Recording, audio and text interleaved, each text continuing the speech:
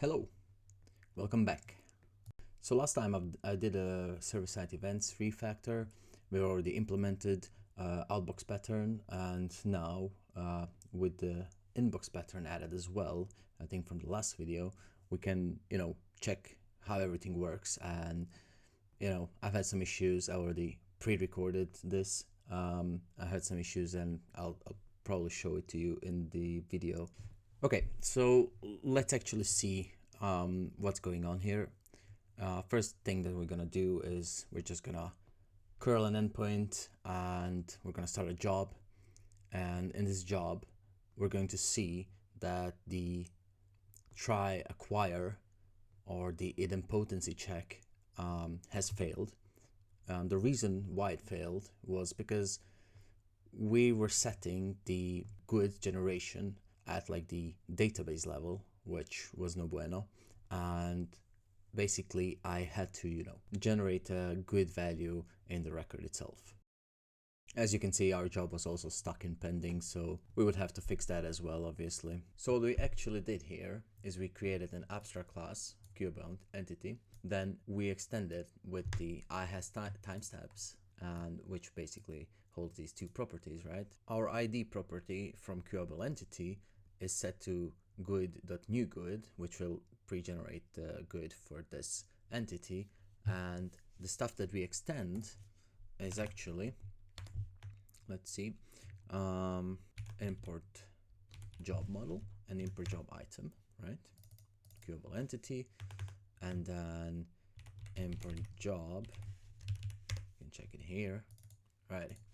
And for all of this, to work properly, we have this update timestamps for our timestamps to so we can have created and updated. I had to add IHAS timestamps into change record.entries, which basically means like whichever entity uses this interface will get this pre-generated. And yeah, that's pretty much it. That fixed our idempotency issue. All right, cool. Now we can start a new job. We go to our worker and see what's going on. It's processing. So the PDF job is running, and as you can see, our LLM has started working on it. And I think soon, like it takes approximately 45 to 60 seconds to finish the whole job. And when I finish it, we store the transactions into the database, and that's pretty much it. Our first test should pass. And if you check the database, we can now see that our job has finished. So now we can curl two jobs, and we're gonna come across another issue that I haven't even been thinking about, honestly. And that's the concurrency. So the issue was that our inserting our database inserts and our jobs, like we're trying to insert at basically the same time, which was a concurrency issue. So our jobs are running concurrently. Each consumer can run up to 3 concurrent jobs, or maybe 4. I'm not sure, I forgot. But we come across that issue where our MassTransit was constantly retrying because of this concurrency issue. And yeah, we had to do something about it. And in the next couple of minutes, I'll try to quickly show you what I did and how I fixed that. All right, before we dive into the concurrency issues, let me give you a quick tour of how this PDF consumer actually works. It's about 90 lines of code that handle parsing bank statement, extracting transactions. So starting from line 30 to like 41, that's kind of our entry point and claim check. First thing that we do is to try to claim the job item, and this is our atomic lock. If another consumer already claimed it, we bail out early and there's no duplicate processing. Then in our lines 43 to 56, for example, right, we have PDF extraction, and we take the raw PDF bytes from the message and extract the text. And if it's corrupted or unsupported format, we throw the PDF exception, and which MassTransit is configured to not retry, because retrying this really won't help. If the PDF is broken, it's broken. You have to re-upload it, right? Then we send the text to an LLM, which parses out all the transactions. It returns a list of parsed transactions with dates, descriptions, and amounts. And then step 4 would be like to map those into our transaction entity, link them to a user, and import job. Subscription ID, currently we set it to null, because later we'll match subscriptions later in a separate consumer or a separate process. And then we get to database operations, which is basically saving to database. We add transactions to EF course context and publish an event saying this job item is done, and we do this before save changes, and that's because we're using our outbox pattern, or it's called consumer outbox. The event gets staged in an outbox message table, and both the transactions and the outbox message get saved in the same atomic transactions, and this guarantees exactly once event delivery. Step 8 marks the job as succeeded, or job item, as succeeded, and this is a separate execute update async call, and I can show you how it looks. Right, it's down below, and we'll talk about why that's critical, and then after that we'll log success, and we're done basically. So let's see like the status update method, right? This mark job item succeeded async is another execute update async that bypasses the EF's change tracker and goes straight to the database. It's atomic, and technically there should be no race conditions, but in my mind at least there shouldn't have been any, but there are, and I will later show you what I've done to kind of mitigate that issue without using something like Redis or Valky or something like that, right? So to summarize, our message arrives, we try to claim a job, that's atomic lock. We extract text from PDF bytes and parse transactions with an LLM, map to transaction entities.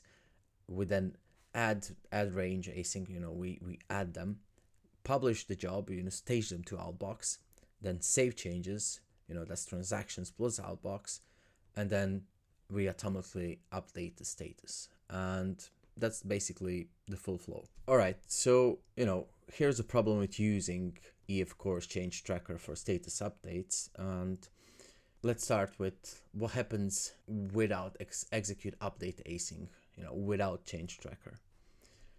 Our DB row, we read the row from the database into EF change tracker. This creates an in-memory cache of the entity itself, and we modify it in our code. And this is a two-phase operation, read cache modify write. There's a possibility of a race condition. Basically what can happen is there's a race condition window between when we cache it and when we write it back, and during that window another consumer could be doing the same thing, and we get basically last write wins and no atomic check. Now let's look with execute update async, a different story.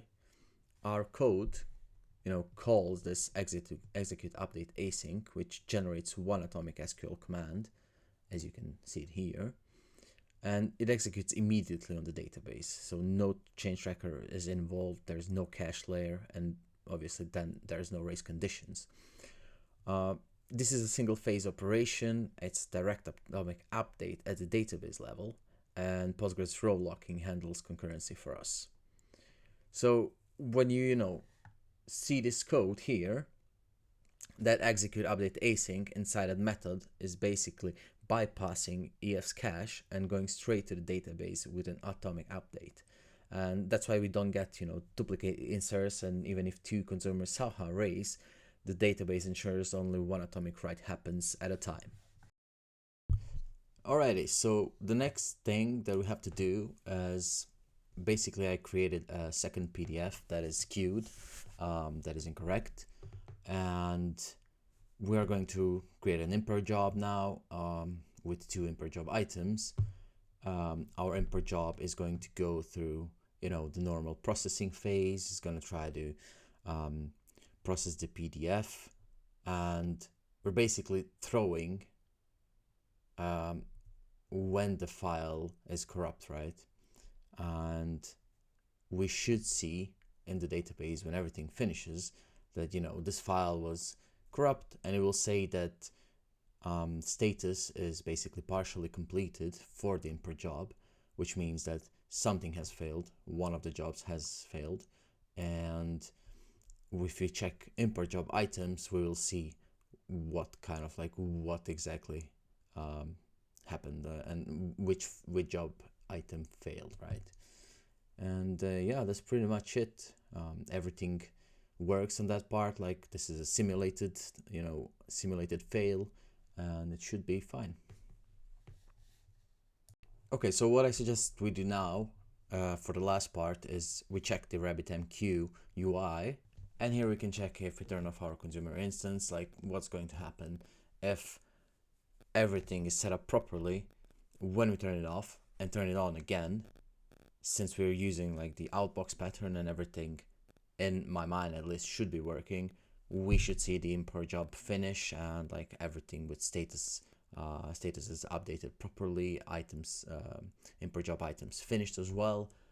And yeah, that's pretty much it, I think. And if that works, I will call it a day for the video at least, because there's gonna be much more content coming on the development of this app. All right, let's start a job. Let us look here. We can refresh. It is in the queue.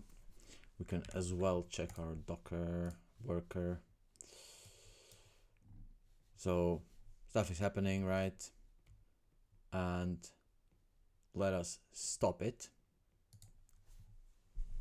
Alrighty. And now we can restart and see if everything is fine. I think everything should finish. Yeah, as you can see, like it reconnected, restarted, and it continued where it basically stopped, kind of, right, with the outbox pattern, or because of it. And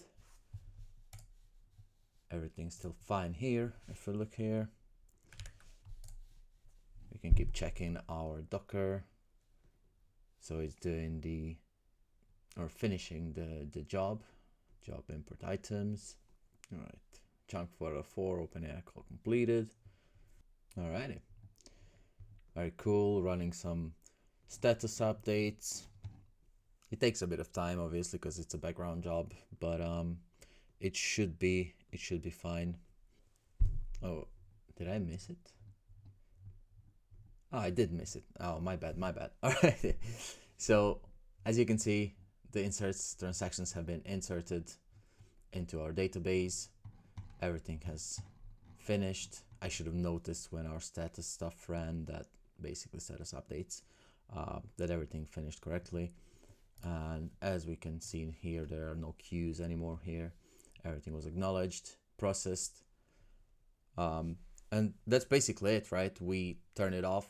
Our consumer has been turned off, restarted it. It basically restarted. Yeah, so the testing has been successful. Obviously, my initial thoughts now are that as we go and as we progress with this app, I'm going to find some issues and I'm going to show them to you, and we're gonna solve them as we go. Cool. Alrighty, so we're basically at the end. I just want to say thank you for watching. We're gonna continue developing this app. I'm sure I'll find some new issues. In the next video, I know I promised that I will show it in this video, but this has gone for quite a while. I'm gonna show you how I basically solved like the stuck jobs. And basically we have a worker that just identifies the jobs that are stuck. We're looking at jobs that have been like in status pending or processing for more than 10 minutes, and if that's correct, we basically just fail them, and we will let the user maybe know, or maybe we're just gonna ignore it and leave the user they will already know in advance if something has failed, because before the stuck jobs happen, they will kind of get the message that, hey, something's not working, and can you maybe re-upload the PDF or something like that. So from the user experience point of view, they probably won't even know that our background job has like basically failed our stuck jobs, right? So yeah, thank you for watching once again. I might be boring, I don't know, I'm still trying to get a grip of all of this YouTube stuff thingy. I'm not very good at editing, as you can see from the videos, but yeah, don't forget to like, share, subscribe if you want to, and yeah, thank you for watching. Bye bye.